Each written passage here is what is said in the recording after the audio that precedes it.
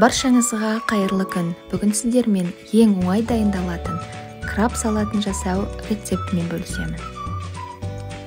Краб таяқшаларын кішкентай текшелерге бөліп тураймыз.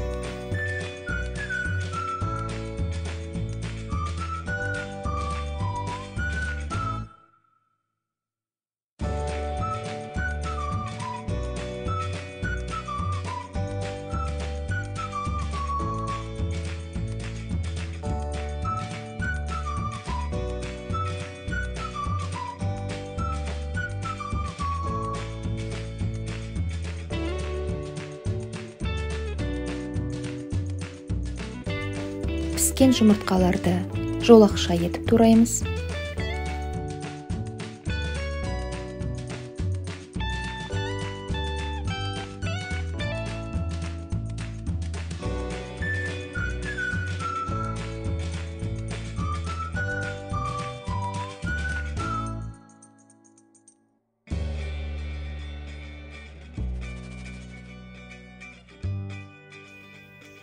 Ірімшікті үккіштен өткіземіз.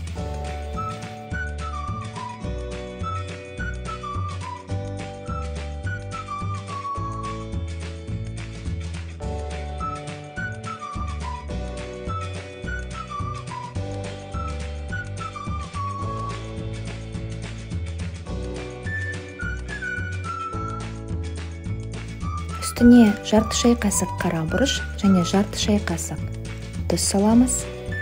4 ас қасық майонез салып, салатымызды араластырамыз.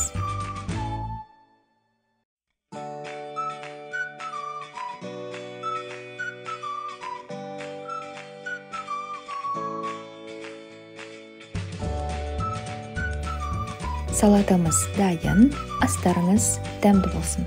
Егер рецепт ұнаса, тіркеліп, лайк басып, пікір қалдыруыңызды сұраймын.